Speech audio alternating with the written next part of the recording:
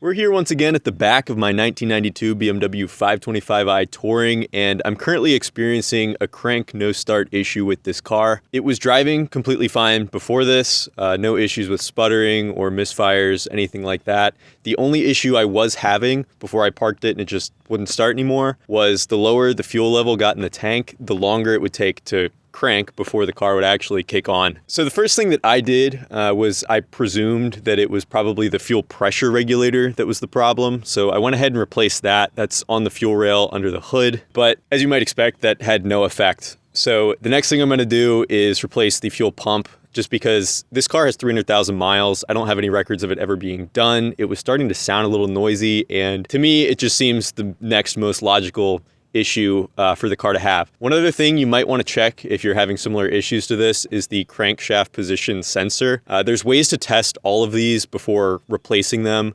It's always cheaper to test than just go replacing and crossing your fingers. But I'm fairly confident it's the fuel pump that I'm dealing with, so we're going to go ahead and jump into that. So the very first thing we got to do is actually get to the fuel pump. In order to do that, we're going to have to remove some panels and some trim from the rear hatch. If you're doing this on a sedan, it's very similar. It's going to be in the identical position. Your panels in the trunk might just look a little bit different that you have to remove.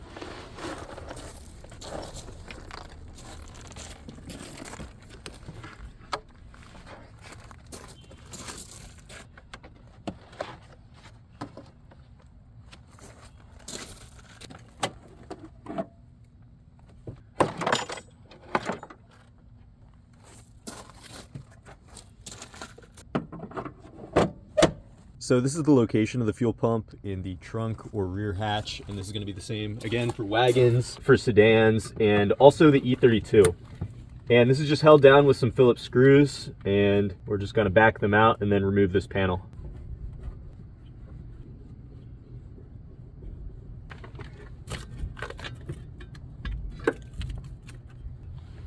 So looking at this, I can confirm two things. One, it's been messed with before, because there's a standard hose clamp right here that you can actually fit a Phillips head screwdriver on.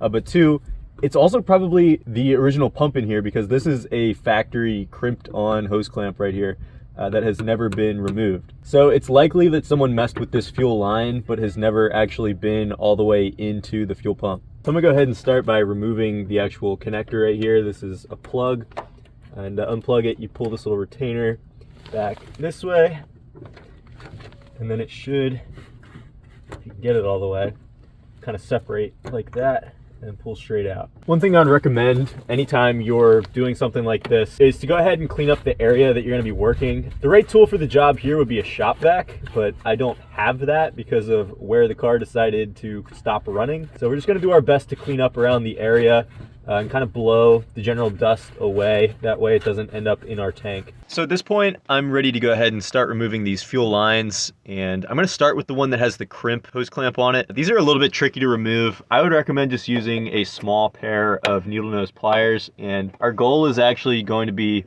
to just kind of expand it as best as we can to uncrimp it. And then once it's off enough, we can kind of wiggle it back off. There we go, that should do it. Now this other hose clamp is either going to just be a Phillips or a flathead. There we go. All right, so at this point, we're going to go ahead and work on fully removing these fuel lines. One thing I would recommend is to actually spray a little bit of WD-40, specifically silicone WD-40, any silicone lubricant really, on the ends here. And then we're just going to work our way around with a 90-degree pick like this, just to loosen things up, get that lubricant worked in there. That way these hoses will slide right off. I don't have any WD-40 or anything on me, so we're just going to use the pick, work our way around. Second thing we should mention before we actually pull these hoses off is you're probably going to spill a little fuel. So you're going to want some rags or something ready to catch any extra fuel. You're also going to want to wear gloves because, believe it or not, gasoline is not good for your skin. So I'm just going to start here, working our way around, hopefully loosening these up enough to where we can pull the hoses off without tearing anything.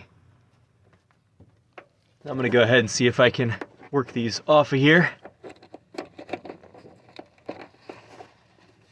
All right, not too bad, just a little dribble. Another thing we're going to want to do before we pull both hoses off is mark the hoses so we know which one is which. I'm actually just going to put a piece of painter's tape around this hose so I know it's the one furthest to the front, because one of these is actually the send line and the other is the return back to the tank. And you don't want to get those mixed up.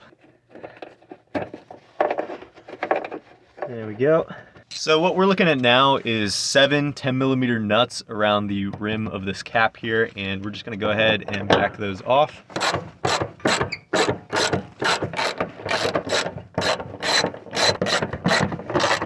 Now with those off, we should be able to lift this cap off. However, that seems pretty stuck on there, so let's figure out a plan B. Got some plastic pry tools to try, that way we don't end up scuffing anything. Oh, there we go. All right, now let's go ahead and pull this out.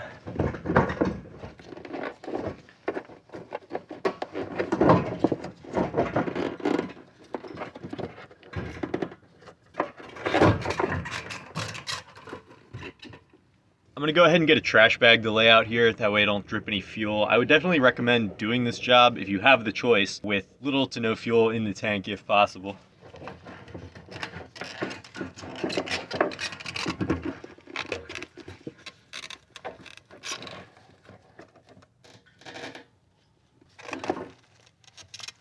All right, so we're gonna take a peek into the tank real quick because I wanna actually show you how this fuel pump comes out. So we're looking at the fuel pump right now, and there's this ring around the outside. It's a plastic ring, and the fuel pump is suspended in the middle with a couple of rubber dampeners. Now this plastic ring around the outside has 2 tabs on it that we're gonna have to remove.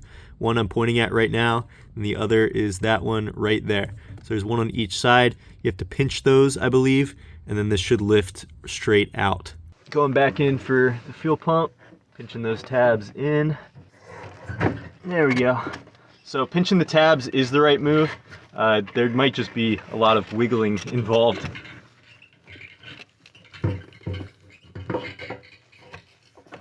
All right, let's work all this out of here. Of course, just barely fits out of the opening. Go. So our next objective is going to be to remove the old fuel pump unit from this plastic ring right here and install the new unit, all in this gravel parking lot, being as careful as possible. We're going to start by removing this hose clamp up here. It's a similar story. It's another one of those factory crimp-on clamps that we're gonna have to work off. One thing I'm noticing, this is most definitely an original fuel pump. I mean, look at that strainer. This thing is ancient and it has been working a long, hard life here. But also, these fuel lines are starting to get some cracks, some hairline fractures in them. They probably need to go. These need to be replaced. I don't have the luxury of that being an option right at this immediate moment. So we're gonna swap out the pumps and we're gonna have to come back and replace these later. But if your pump is old, that might be something that you want to order as spare parts to go ahead and plan on replacing when you do this job. The interior of this hose looks okay. It's not great, but I think it'll be serviceable. And then on the top of the fuel pump unit here, there's 2 nuts that are holding these 2 wires down. The large nut is gonna be an 8mm, and then the smaller one is a 7. And now we can go ahead and work the old fuel pump straight down. There's these rubber mounts that I was mentioning earlier. Those just kind of come straight out. There we go, that's the old unit out. Now we can go ahead and slide our new unit in.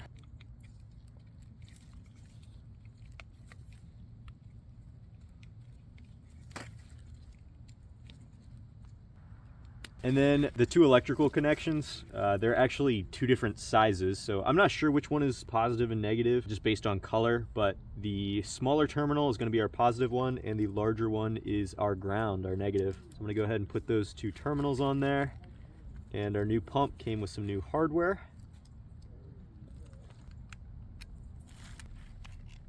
And now we can go ahead and reconnect the fuel line. And we're gonna have to put a new hose clamp on that hose.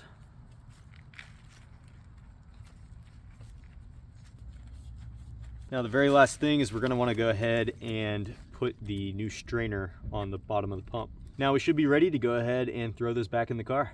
Now we're gonna go ahead and tuck the fuel pump back in just the same way that it came out, same orientation and everything, and clipping it back into place.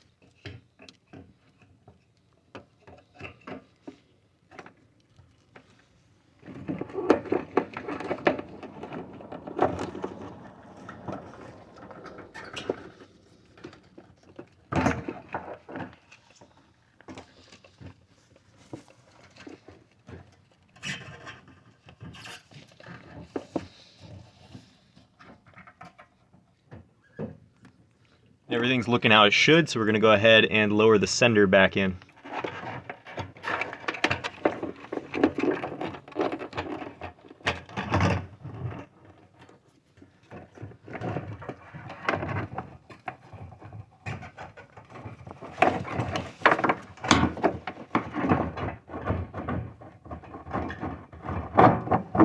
Now we're going to go ahead and get these nuts started and then drive them back on. Now we can go ahead and reinstall our fuel lines. And again, if you removed those factory crimp hose clamps, you're going to have to replace them with standard universal hose clamps.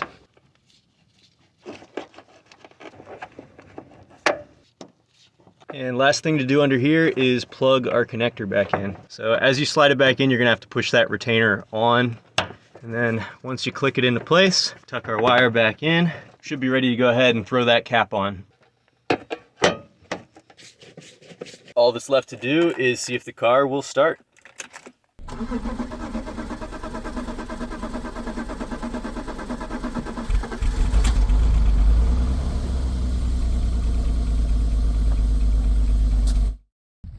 So that's everything it takes to replace the fuel pump in your BMW E32 or E34. Now remember, I kind of got lucky here. I didn't test the fuel pump before replacing it. I would recommend doing more research into testing things, but you can definitely use the symptoms that I had to kind of play off of in determining what the problem might be with your car. So again, the car was running and driving fine. The only real issue I was having was it was taking a long time to crank. The lower the fuel level got in the tank, and then one day I parked it and the next day it didn't start. So if you found this video helpful, be sure to like and subscribe, and I will catch you in the next video.